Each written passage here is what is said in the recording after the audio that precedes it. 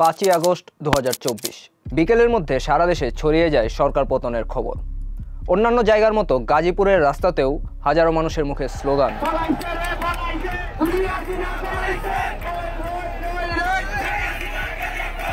গাজীপুরের কোনাবাড়ি থানার সামনে এসে আন্দোলনকারীরা স্লোগান দিতে শুরু করলে পুলিশ প্রথমে তাদের উদ্দেশ্যে গুলি চালায়।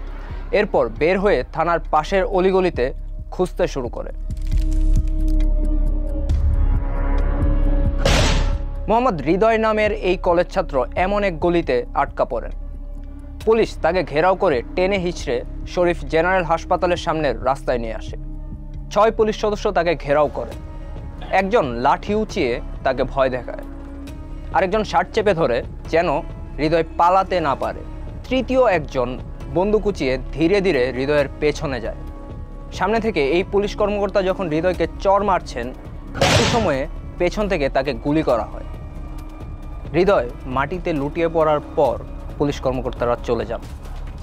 কিছুক্ষণ পর আবার কয়েকজন কর্মকর্তা ফিরে এসে তাকে একটি গলির দিকে নিয়ে যায়, যা সরাসরি কোনাবাড়ি থানার দিকে গেছে। এরপর হৃদয়কে আর কখনোই দেখা যায়নি। 7 মাস পেরিয়ে গেলেও এখনও হৃদয়ের পরিবার জানে না তার লাশ কোথায়। সরকারের করা জুলাই শহীদদের তালিকাতেও নেই তার নাম। হৃদয় হত্যার অভিযোগে কনস্টেবল আকরাম ও গাজীপুর গোয়েন্দা শাখার সাবেক পরিদর্শক মোহাম্মদ শফিকুল ইসলাম সহ 5 পুলিশ সদস্যকে গ্রেপ্তার করা হয়েছে। বর্তমানে আন্তর্জাতিক অপরাধ ট্রাইব্যুনালে এই মামলার তদন্ত চলছে। গাজীপুরে যখন হৃদয় মৃত্যুর সঙ্গে লড়ছেন, সে মুহূর্তে সাভারে চলছে আরেক হত্যাযজ্ঞ। 5ই আগস্ট ঢাকামুখী লং মার্চ ঠেকাতে সকাল থেকেই আন্দোলনকারীদের উপর লাগাতার গুলি চালিয়ে যায় পুলিশ। সেদিন সামাজিক যোগাযোগ মাধ্যমে এই ভিডিওটি ছড়িয়ে পড়ে। এখানে ভ্যানের উপর স্তূপ করে রাখা আন্দোলনকারীদের মধ্যে অন্তত একজনকে জীবন্ত পোড়ানো হয়েছে। আশুলিয়া থানার সামনেই ছিল এই লাশবাহী ভ্যান। এখানে হেঁটে যাচ্ছেন ঢাকা জেলার ডিবির তৎকালীন পরিদর্শক আরাফাত হোসেন, আর এখানে দাঁড়িয়ে আছেন আশুলিয়া থানার তৎকালীন ভারপ্রাপ্ত কর্মকর্তা মাসুদুর রহমান। জাতিসংঘের তথ্যানুসন্ধান প্রতিবেদনে বলা হয়েছে, আন্দোলনকারীরা লাশ পুড়িয়ে দিয়েছে এমন গুজব ছড়ানোর জন্যই সেদিন এ কাজ করেছিল পুলিশ। এই 6 জনের পোড়া দেহাবশেষ সেদিনই থানার পাশে আমবাগান কবরস্থানে মাটি চাপা দেওয়া হয়। মরদেহগুলো তোলার পর তাদের কাউকেই চেনার কোনো উপায় ছিল না। সারা দেহ পুড়ে গেছে। তবে পুড়ে যাওয়া পোশাকের ধরন ও সঙ্গে থাকা পরিচয়পত্র বা অন্যান্য জিনিস থেকে 4 জনকে শনাক্ত করতে সক্ষম হয় তাদের পরিবার। এই 4 জন হচ্ছেন আসবুর, সাজ্জাদ হোসেন সজল, তানজির আহমেদ সুজয় ও বায়েজিদ বোস্তামি। বাকি 2 জনকে কোনোভাবেই শনাক্ত করা সম্ভব হয়নি। তাদের মরদেহ ডিএনএ পরীক্ষার জন্য সিআইডিতে পাঠানো হয়েছে। তবে সাভারের অন্তত 5 জন আন্দোলনকারী এখনও নিখোঁজ। এই 4 জন 5ই আগস্ট আশুলিয়া থানার আশপাশ থেকে নিখোঁজ হন। অপরজন নিখোঁজ হন এর আগের দিন। ঢাকার অন্যান্য জায়গা থেকেও এরকম নিখোঁজ আছেন। 21 জুলাই মিরপুর থেকে মোহাম্মদ মারুফ, 27 জুলাই শনির আকড়া থেকে শহীদুল ইসলাম মিরাজ, জুলাইয়ের শেষ দিকে এলিফ্যান্ট রোড থেকে ওয়ালিউল্লাহ ও শহীদ মিনার এলাকা থেকে বুয়েটের সাবেক লাইব্রেরিয়ান নূর ইসলাম নিখোঁজ হন। 5ই আগস্ট নিখোঁজ হন সোহেল শেখ ও রুবেল আহমেদ। ঢাকার বাইরের নিখোঁজদের মধ্যে আছেন পঞ্চগড়ের আলামিন, সিরাজগঞ্জের আসিফ হোসেন ও কুমিল্লার মানিক হোসেন। সোহেল রানা, আসাদুল্লাহদের বেলায় পুলিশ লাশ মর্গে ও পরে আঞ্জুমানের কাছে হস্তান্তর করেছিল, কিন্তু হৃদয়ের মতো অনেকের বেলায় সেটা করেনি। এখনও লাশের সন্ধান পাওয়া যায়নি এরকম 18 জনের নিখোঁজের তথ্য আমরা পেয়েছি, যাদের মধ্যে হৃদয়সহ 11 জনই 4 ও 5ই আগস্ট অভ্যুত্থানের শেষ 2 দিনে নিখোঁজ হয়েছেন। তারা কিভাবে গুম হয়েছেন বা তাদের সঙ্গে কি হয়েছে সেটি খুঁজে বের করতে এখনও বর্তমান প্রশাসনের কোনো সক্রিয় উদ্যোগ দেখা যাচ্ছে না। স্বাস্থ্য মন্ত্রণালয়ের অধীনে গঠিত জুলাই গণ অভ্যুত্থান বিষয়ক বিশেষ সেল আন্দোলনের নিখোঁজদের সম্পর্কে তথ্য চেয়ে 12ই নভেম্বর একটি বিজ্ঞপ্তি প্রকাশ করে। সেখানে তথ্য দেওয়ার জন্য মাত্র 12 দিনের সময়সীমা বেঁধে দেওয়া হয়। অভ্যুত্থান সেলের দাবি, কোনো নিখোঁজের পরিবারই তাদের সঙ্গে যোগাযোগ করেনি, যেটা আসলে অস্বাভাবিক না। সেলের ওয়েবসাইটে এই বিজ্ঞপ্তি খুঁজে পেতে আমাদেরও বেশ বেগ পেতে হয়েছে। আমরা যেই 30 পরিবারের সঙ্গে কথা বলেছি, তাদের কেউই এই বিজ্ঞপ্তি দেখেনি। এই সেল থেকে দেওয়া পত্রিকার বিজ্ঞাপনও কারো চোখে পড়েনি। এমন একটি সেল যে আছে সেটাই জানে না সিংহবাগ পরিবার।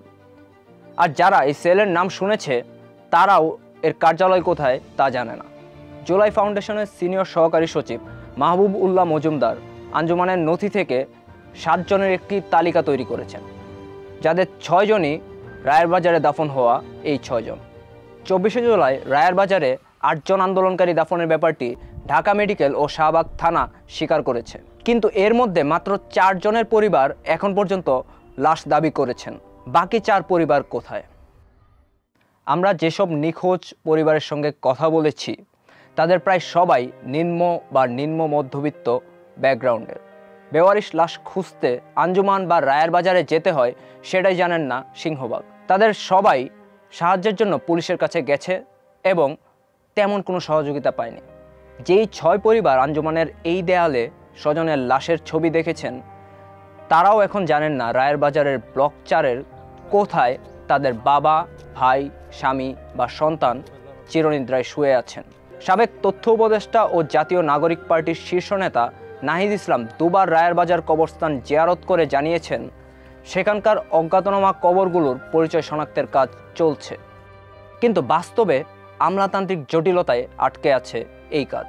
অভ্যুত্থান সেলের 3 জন কর্মকর্তা আমাদের বলেছেন নিখোঁজ লাশ শনাক্তের বিষয়টি স্বাস্থ্য মন্ত্রণালয় বেশ গুরুত্বের সঙ্গে দেখছে। এরপর তারা স্বাস্থ্য সচিব মোহাম্মদ সাইদুর রহমানের সঙ্গে যোগাযোগ করতে বলেন, কিন্তু সাইদুর বলেন তিনি না, ব্যাপারটি আসলে যুগ্ম সচিব ডাক্তার মুস্তাফিজুর রহমান দেখছেন। যুগ্ম সচিবের কাছে গেলে তিনি বলেন তিনি এ ব্যাপারে ব্যবস্থা নিতে জেলা প্রশাসকের কাছে চিঠি দিয়েছেন। ডিসি তানভীর আহমেদের সঙ্গে যোগাযোগ করা হলে তিনি বলেন কই, এমন কোনো চিঠি তো আমরা পাইনি। কবর থেকে লাশ তুলতে নাকি ঘটনার সঙ্গে সংশ্লিষ্ট থানা থেকে অনুরোধ আসতে হয়। থানা থেকে এমন কোনো অনুরোধ তার কাছে আসেনি। জানুয়ারিতে ঢামেকের মর্গে 7 আন্দোলনকারীর লাশ নিয়ে লেখালেখি হলে অনেকেই স্বজনের খোঁজে মর্গে ভিড় করেন। এর মধ্যে মনির হোসেন নামের এক বাবা তার ছেলের লাশ খুঁজে পান। 6টা লাশের পরে যখন আরেকটা লাশ বাইর করছে, এটা প্যাকেট করে নিয়ে আসলে এই গলা ফোন তো প্যাকেট, মানে ওই যে ফায়ার সার্ভিসের যে ব্যাগগুলো আছে না, ওই ব্যাগগুলো এই ফোন তো পরান আসিল ডিএন সেট করে এটারে এই ফোন তো পরান আসিল। পরে আমরা যখন ওনারা চেন খুলছে, চেন খোলার পরে আমরা দেখছি যে আমার ছেলের পায়জামা, পাঞ্জামি, জাইঙ্গা, গেঞ্জি, থুতমির দাড়ি, এই কাটা দাগ, কিন্তু আমার ছেলে সবসময় এই পায়জামা, পাঞ্জামি, জাইঙ্গা, আপনার এই সাদা, সব সাদা যত ব্যবহার করে হয় কোনো আপনার প্যান্ট শার্ট কালো এগুলি কোনো ব্যবহার করে না, ওই পায়জামা পাঞ্জাবি সবই সাদা ব্যবহার করে।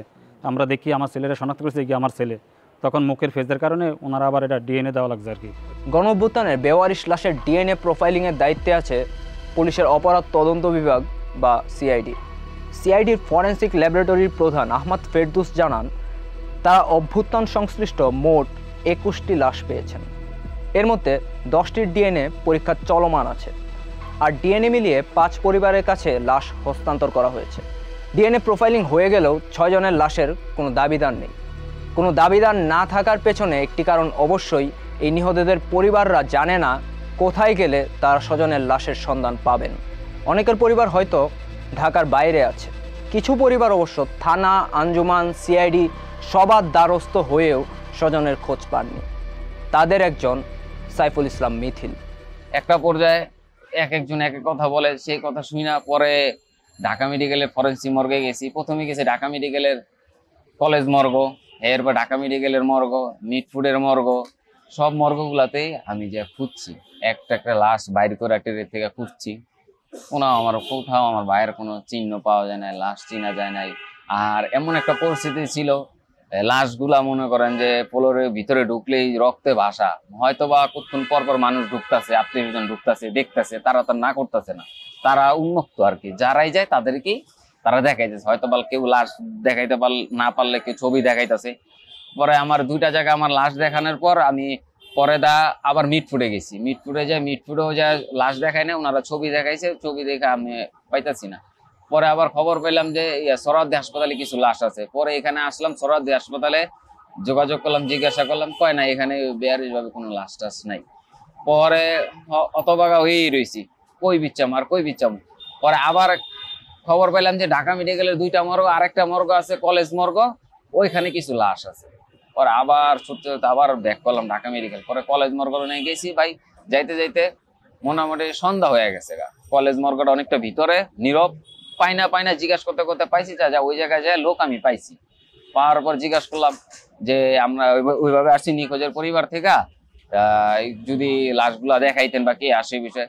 পরে বললো যে হ্যাঁ আসো, এখন তো কারেন্ট নাই, তো তোমরা একটু ওয়েট করো, কারেন্ট আসলে একটু দেখতে পারো, আর যদি ওইটা না মানো তাহলে তোমরা কিছু ফাইল আছে ফাইলগুলো দাও। প্রায় 28-30টার মতন ফাইল দেখাইছে, ছোট ছোট ছবি করা, এর চেয়ে একটু বড় ছবি আর কি, এর চেয়ে একটু বড় ছবি দেওয়া ফাইলগুলো ছবি তোলা। তো আমি সবগুলা ফাইলই চেক করছি, কোনো ফাইলই আমার ভাইয়ের অস্তিত্বই পাই না, কোনো ছবিও পাইনি।